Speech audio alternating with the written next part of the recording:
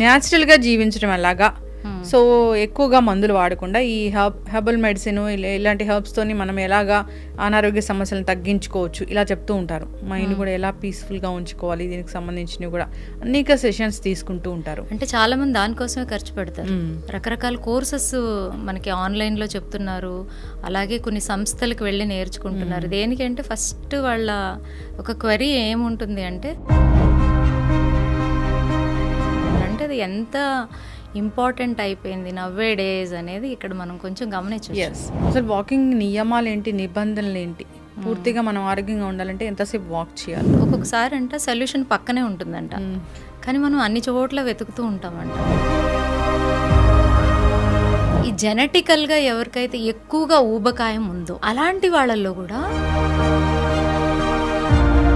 18 years అండి heart అటాక్తో చనిపోయాడు అని. ఎందుకు ఇవన్నీ వస్తున్నాయంటే మనం హార్ట్ హెల్త్ని కూడా మనం ఎక్కడో ఇంబ్యాలెన్స్ చేస్తున్నాం. కానీ ఒక వాకింగ్ చేయడం వల్ల ఏమవుతుంది అంటే, వెల్కమ్ టు ఐడ్రీ మీడియా.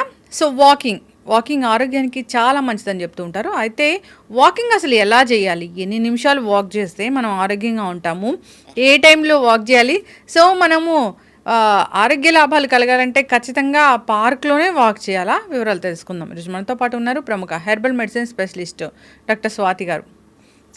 నమస్తే అండి. నమస్తే లక్ష్మి గారు. సో న్యాచురల్గా జీవించడం ఎలాగా, సో ఎక్కువగా మందులు వాడకుండా ఈ హెర్బల్ మెడిసిన్ ఇలాంటి హెర్బ్స్తోని మనం ఎలాగా అనారోగ్య సమస్యలను తగ్గించుకోవచ్చు ఇలా చెప్తూ ఉంటారు. మైండ్ కూడా ఎలా పీస్ఫుల్గా ఉంచుకోవాలి, దీనికి సంబంధించినవి కూడా అనేక సెషన్స్ తీసుకుంటూ ఉంటారు. అంటే చాలా మంది దానికోసమే ఖర్చు పెడతారు, మైండ్ని పీస్గా ఉంచుకోవాలి. ఇప్పుడు మీరు చూడండి, రకరకాల కోర్సెస్ మనకి ఆన్లైన్లో చెప్తున్నారు, అలాగే కొన్ని సంస్థలకు వెళ్ళి నేర్చుకుంటున్నారు. దేనికంటే ఫస్ట్ వాళ్ళ ఒక క్వరీ ఏముంటుంది అంటే మానసికంగా ప్రశాంతత కావాలి, మైండ్ పీస్ఫుల్నెస్ కావాలనే చెప్తారు. దానికి చూడండి, ఇప్పుడు కోర్సెస్ లాగా 10 days అను 15 days ఇలా కోర్సెస్ కూడా ప్రొవైడ్ చేస్తున్నారు. అంటే అది ఎంత ఇంపార్టెంట్ అయిపోయింది నవ్వే డేస్ అనేది ఇక్కడ మనం కొంచెం గమనించవచ్చు. అయితే వాకింగ్ గురించి మాట్లాడుకుంటే అసలు వాకింగ్ నియమాలు ఏంటి, నిబంధనలు ఏంటి, పూర్తిగా మనం ఆరోగ్యంగా ఉండాలంటే ఎంతసేపు వాక్ చేయాలి? మనం పెద్దల నోట్లో ఎప్పుడూ ఒక మాట వింటూ ఉంటాం లక్ష్మి గారు. ఎలాగంటే ఒక్కొక్కసారి అంట సొల్యూషన్ పక్కనే ఉంటుందంట, కానీ మనం అన్ని చోట్ల వెతుకుతూ ఉంటామంట, వరి అవుతూ ఉంటామంట. అలాంటి సొల్యూషన్లో వాకింగ్ ఒకటి. దీనికి కావాల్సిందల్లా లిటిల్ టైం అండి, అంతే. సో వాకింగ్ అనేది చాలా చాలా ముఖ్యం అనేది మనం చెప్పడం కన్నా మనకు తెలిసినది జస్ట్ షేర్ చేద్దాం విషయాన్ని. సో విన్నవారు తప్పకుండా వాళ్ళకి ఒక ఆలోచన వస్తుంది వాకింగ్ ఎందుకు ఇంపార్టెంట్ అనేది. సో ఓకే, వాకింగ్ అంటే ఏంటంటే మనం ఇంగ్లీష్లో వాకింగ్ అనే పదాన్ని వాడుతున్నాం, కానీ బేసిక్గా మన మాతృభాషలో మనకు అర్థం అవ్వాలి అంటే నడక చాలా క్రూషియల్ రోల్ని ప్లే చేస్తుంది. ఇప్పుడు చాలా హెల్త్ ఇష్యూస్ ఉన్నాయి, మనం 1 by 1 జస్ట్ గమనించుకుందాం ఇది ఎలాగా హెల్ప్ అవుతుంది అని. ఫస్ట్ థింగ్, ఎక్కువగా ఇప్పుడు మీరు కూడా చేసే వీడియోస్లో చాలా పాపులర్గా వ్యూవర్షిప్ కనుక మనం అబ్జర్వ్ చేస్తే వెయిట్ లాస్, అవునా?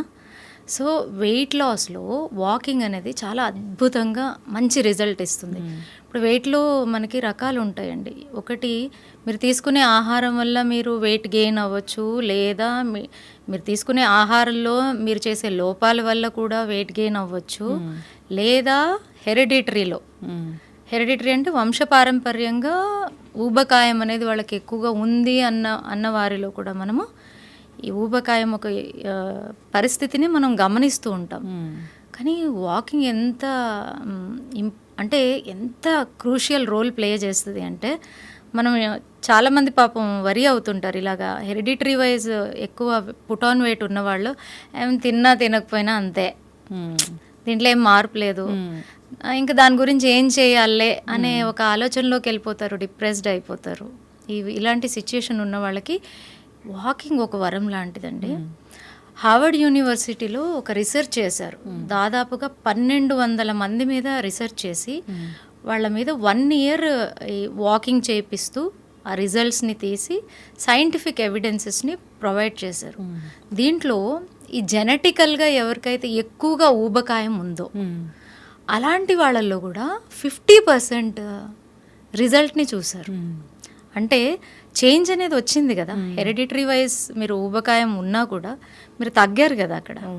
సో ఇక్కడ తెలిసిపోతుంది సో వాకింగ్ ఎంత ఇంపార్టెంట్ వెయిట్ లాస్లో అనేది.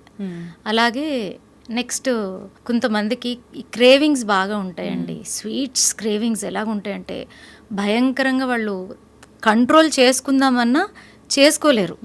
ఆ స్వీట్స్ చూడంగానే తింటూనే ఉంటారు. దానివల్ల ఎన్ని ప్రాబ్లమ్స్ వస్తాయి అంటే పాపం వాళ్ళ చేతిలో లేదు కాబట్టి వాళ్ళు కంట్రోల్ చేయలేకపోతున్నారు, సొల్యూషన్ లేదు కాబట్టి. అలాంటి వాళ్ళలో మనం ఎక్కువ గమనిస్తే కనుక ఎక్కువ స్వీట్స్ క్రేవింగ్స్ ఉండడం వల్ల అటువంటి వారిలో షుగర్ ఏదైతే మధుమేహం అనే అనారోగ్యం ఉందో ఇది ఎక్కువగా, అలాంటి అనారోగ్యానికి వీళ్ళందరూ టార్గెట్ అయిపోతారు. అండ్ అలాగే స్వీట్స్ క్రేవింగ్ ఒకటే కాదు, చాలామందికి ఎలాగంటే రిపీటెడ్గా ఏదో ఒక ఫుడ్ని తీసుకుంటూనే ఉంటారు, అదొక అలవాటులాగా అయిపోతుంది.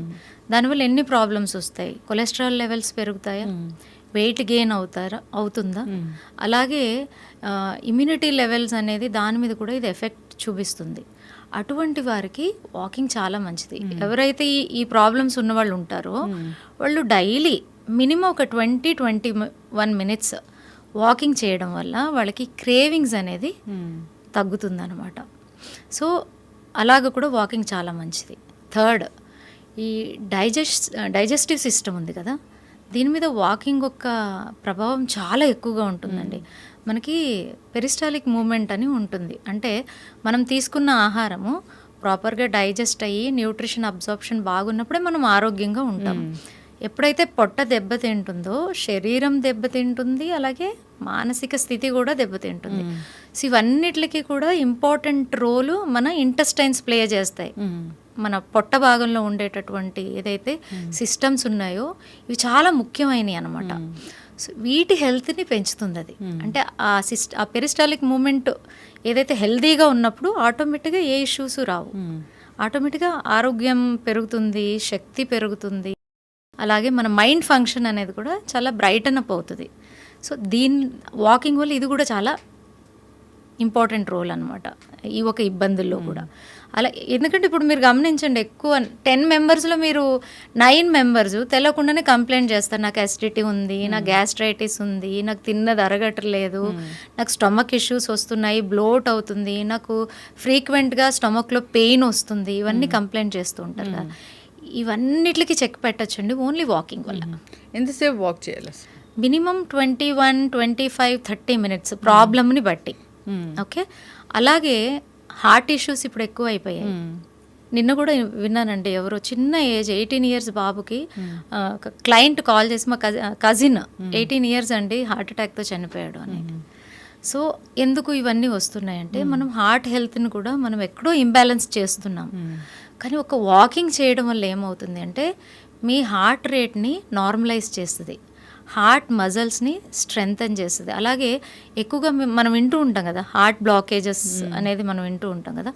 వాకింగ్ ఎవరెవరైతే చేస్తారో బేసిక్గా హార్ట్ ప్రాబ్లమ్స్ వచ్చేది ఈ కొలెస్ట్రాల్లో రకరకాల కొలెస్ట్రాల్స్ ఉంటాయి. దాంట్లో ఎల్డిఎల్ కొలెస్ట్రాల్ అని ఏదైతే ఉంటుందో ఇది మీకు త్వరగా హార్ట్కి సంబంధించిన అనారోగ్యాలను తీసుకొస్తూ ఉంటుంది అనమాట. సో దాన్ని తగ్గించేస్తుంది వాకింగ్. హెచ్డిఎల్ అని ఉంటుంది, గుడ్ కొలెస్ట్రాల్, మన హార్ట్ హెల్త్ని స్ట్రెంగ్త్ని బాగా పెంచుతుంది, దాన్ని పెంచుతుంది. ఆ రకంగా హార్ట్కి సంబంధించిన అనారోగ్యాల నుంచి బయటపడాలి అనుకునేటటువంటి వాళ్ళు వాకింగ్ చేయాలి. కానీ వాకింగ్ చేసేటప్పుడు కూడా నియమాలు ఉంటాయి, నేను మీకు నెక్స్ట్ చెప్తాను. సో అలాగే ఇంకొక హెల్త్ ఇష్యూ తీసుకుంటే ఈ జాయింట్ ఇష్యూస్ అండి. జనరల్గా ఏమైపోతుందంటే ఎవరైనా కొంచెం కాళ్ళ నొప్పులు వస్తున్నాయి లేదా బాడీలో చిన్న చిన్నగా బాడీ పెయిన్స్ స్టార్ట్ అయ్యాయి అనగానే ఫస్ట్ ఏం చేస్తారు, ఫిజికల్ మూమెంట్స్ని అన్నీ తీసి పక్కన పెట్టేస్తారు. అక్కడ చేసే తప్పు అదే.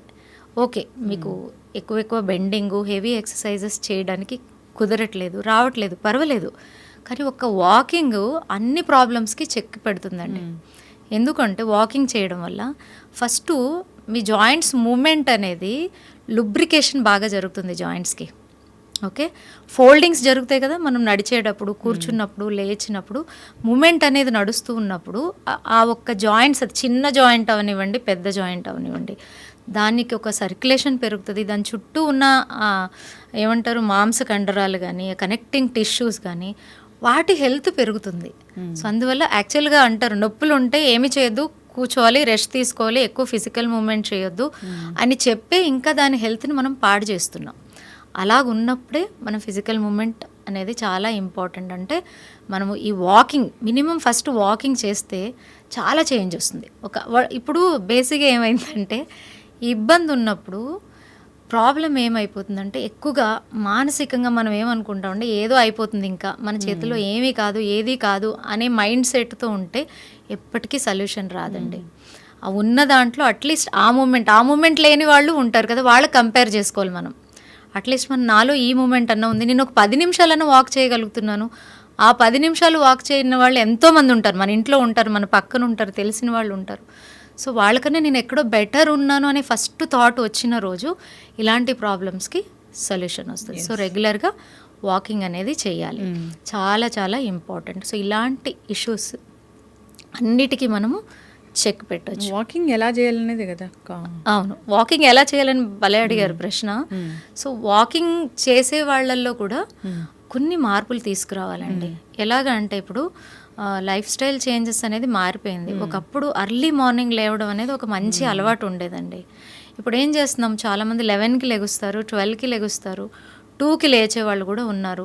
అప్పుడు లేచి కూడా మేము వాకింగ్ చేసుకుంటాం, మా హెల్త్ని జాగ్రత్తగా చూసుకుంటామనే మొండితనం ఉండేటటువంటి వాళ్ళం కూడా చాలామంది ఉన్నాము. కానీ అది అంత బెనిఫిట్ ఉండదు. మీకు అర్లీ మార్నింగ్ ఎవరైతే అంటే బిఫోర్ 9 o'clock ఎవరైతే మనము ఫ్రెష్ ఆక్సిజన్ లెవెల్స్ ఉంటాయి కదా, అప్పుడు గనక వెళ్ళి మనము వాకింగ్ చేస్తే దాని యొక్క బెనిఫిట్ మనకి అంటే ఈ మిగిలిన టైంలో చేసేదానికన్నా 100 కాదు కదా 200% ఉంటుంది. ఎందుకంటే గమనించండి, పొద్దున్న మనం తీసుకునే ఆక్సిజన్ ఏదైతే ఉంటుందో చాలా ప్యూర్గా ఉంటుంది. 10 o'clock స్టార్ట్ అయిందనుకోండి, మనకి ఎయిర్లో వచ్చే పొల్యూషన్స్ అన్నీ స్టార్ట్ అవుతాయి, వెహికల్స్ వల్ల, ఇండస్ట్రీస్ వల్ల, రకరకాల ప్రాబ్లమ్స్ అనేది మనం అవి కూడా చూడాల్సింది, ఏం చేయలేం. బట్ ఉన్న దాంట్లో బెస్ట్ ఏది ఉందో అది మనం అలవాటు చేసుకోవాలి కదా. సో అర్లీ మార్నింగ్ మనము వాకింగ్కి వెళ్ళడం అనేది చాలా చాలా ముఖ్యం. అలాగే వాకింగ్ చేసే వాళ్ళలో కూడా రకరకాల వాకింగ్స్ చేసేవాళ్ళు ఉంటారు. సింపుల్గా నడిచేవాళ్ళు ఉంటారు, బ్రిస్క్ వాకింగ్ చేసేవాళ్ళు ఉంటారు, కొంతమంది రన్నింగ్ చేసేవాళ్ళు కూడా ఉంటారు. ఇవి కూడా మనం గమనించుకోవాలి. ఎలాగా అంటే అర్లీ మార్నింగ్ వాక్ చేయడం వల్ల ఒకటి హెల్దీ ఆక్సిజన్ అందుతుంది అని అంటున్నాను కదా. దానివల్ల ఏమవుతుందంటే మీకు ఫస్ట్ థింగ్ మీ ఇమ్యూనిటీ పెరుగుతుందండి. ఎందుకంటే చూడండి, ఇప్పుడు మనకి సీజన్స్ మారుతూ ఉంటాయి, సీజనల్ డిసీజెస్ కూడా వస్తాయి కదా, అనారోగ్యాలు వస్తాయి.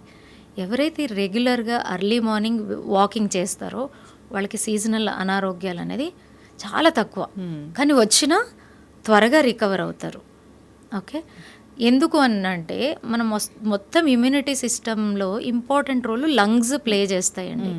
మీరు మార్నింగ్ ఎంత వాకింగ్ చేసుకొని ఆక్సిజన్ని హెల్తీగా తీసుకుంటారో ఫస్ట్ థింగ్ మీ లంగ్స్ అనేది చాలా ఆరోగ్యంగా మారిపోతాయి, బాడీలో ఉన్న టాక్సిన్స్ను కూడా రిమూవ్ చేసేస్తుంది. సో అంత ఇంపార్టెంట్ అనమాట. అలాగే వాకింగ్ చేసే వాళ్ళలో కొన్ని మార్పులు కూడా రావాల్సినటువంటి వాతావరణం ఇప్పుడు ఉంది. వాకింగ్ చేసేటప్పుడు ఏం చేస్తామంటే మొబైల్ పట్టుకుంటూ చేసేవాళ్ళు ఉన్నారు. ఓకే, అలాగే కొంతమంది గ్రూప్గా వాక్ చేస్తూ ఉంటారు, ఎక్కడా షేర్ చేసుకొని ఎమోషనల్ బాధలన్నీ వాకింగ్లో షేర్ చేసుకుంటూ ఉంటారు. వాకింగ్ ఎందుకు చేస్తాం మనం? పర్టికులర్గా ఆరోగ్యాన్ని గెయిన్ చేయడానికి, మెంటల్ హెల్త్ని మార్చుకోవడానికి. మొబైల్ని చూసేటటువంటి వాళ్ళు దాంట్లో కూడా రకరకాల ఎమోషన్స్ని చూస్తారు. నేను గమనించాను, వాకింగ్ మీరు వెళ్ళినా మేము వెళ్ళినా చాలామంది న్యూస్ వింటూ వెళ్తారు, లేదా ఏదైనా సీరియల్స్ వింటూ వెళ్తారు, ఏదైనా కొంచెం ఇబ్బందికరమైన సిచ్యుయేషన్స్ని చూసుకుంటూ వెళ్ళే వాళ్ళని కూడా చూసాము. ఇటువంటి సిచ్యుయేషన్స్ ఏం చేస్తాయంటే ఆ వాకింగ్ ఒక ఎఫెక్ట్ని నెగటివ్గా మార్చేస్తాయి. సో స్పెషల్ రిక్వెస్ట్ ఏంటంటే, వాకింగ్ ఎలాగో చేస్తున్నారు అందరూ, ఆ వాకింగ్ చేసినంత టైము ఈ గ్యాడ్జెట్స్ని అంతా పక్కన పెట్టేసి వాకింగ్ వెళ్తే అప్పుడు దాని ఒక ఉపయోగం అనేది ఎక్కువగా ఉంటుంది.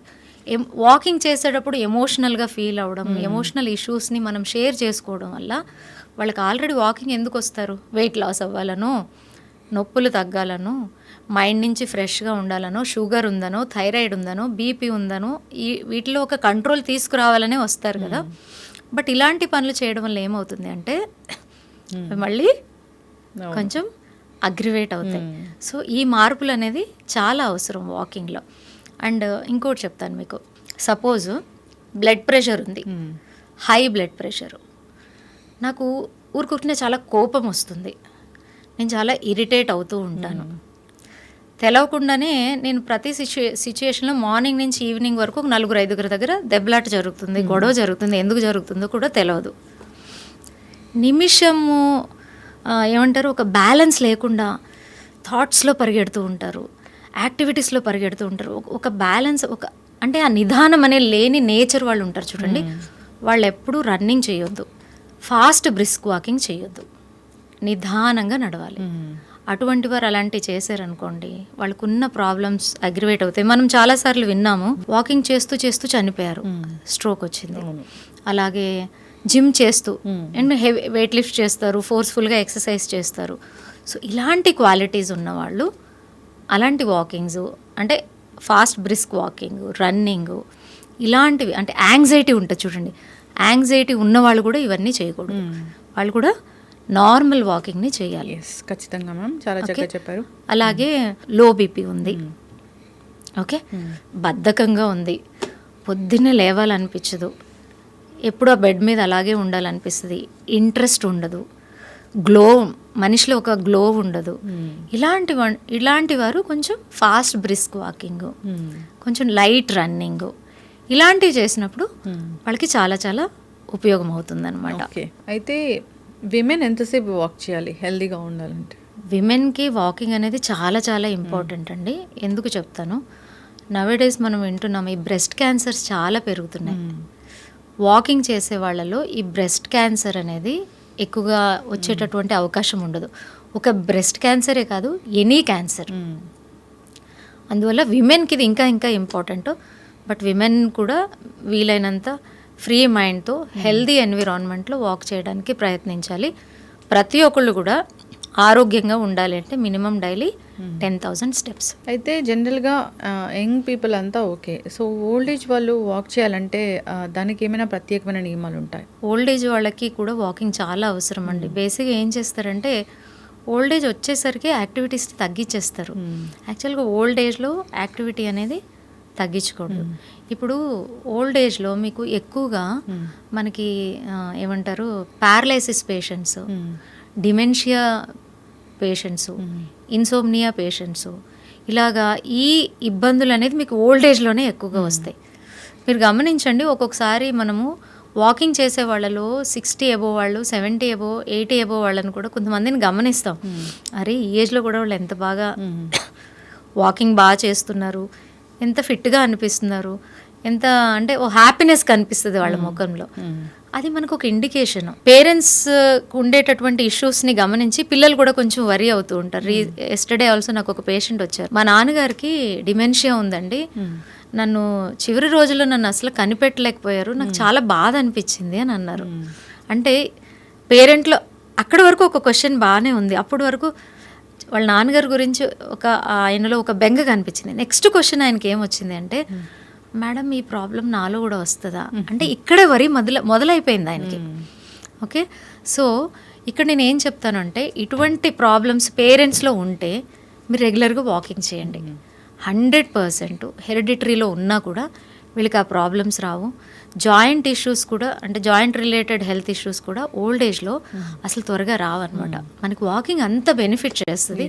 డైలీ ఒక ½ an hour మనం నెగ్లెక్ట్ చేయకుండా రెగ్యులర్గా ప్రాక్టీస్ చేస్తే మనకి షుగరు, థైరాయిడ్, బీపీ ఉన్న దాంట్లో మార్పు ఉంటుంది, వెయిట్ మేనేజ్మెంట్లో చేంజ్ ఉంటుంది, మెటబాలిక్ రేట్ బాగుంటుంది, ఇమ్యూనిటీ లెవెల్స్ బాగుంటాయి. ఇన్ని రకాలుగా మనకు బెనిఫిట్ చేస్తున్నప్పుడు రోజులో మనం ఒక అరగంట మన కోసం ఎందుకు వాక్ చేయకూడదు అనేది మనం ఆలోచించుకోవాలి. నేనైతే ఆలోచించుకొని నేను రెగ్యులర్గా ప్రాక్టీస్ చేస్తాను. నాకే ఇంత బాగా అనిపిస్తుంది కాబట్టి నేను నాకు తెలిసిన నాలెడ్జ్ని షేర్ చేస్తున్నాను. సో నెక్స్ట్ వాళ్ళు ప్రాక్టీస్ చేసి వాళ్ళ అనుభవాన్ని వాళ్ళు పొందాలి అని కోరుకుందాం. ఎగ్జాక్ట్లీ, చాలా చక్కగా చెప్పారండి, చాలా విపులంగా చెప్పారు, చాలా అందరికీ అర్థమయ్యే విధానంలో చెప్పారు. వాకింగ్ ఎవరు చేయాలి, ఏ అనారోగ్య సమస్యలు ఉన్న వాళ్ళు చేయాలి, అనారోగ్య సమస్యలు లేకపోయినా వాకింగ్ చేస్తే ఎటువంటి ఆరోగ్య లాభాలు కలుగుతాయి, చక్కటి ఇన్ఫర్మేషన్ అండి. అందరు ఫాలో అవ్వాలని కోరుకుందాం. ధన్యవాదాలు. Thank you Lakshmi. Thank you.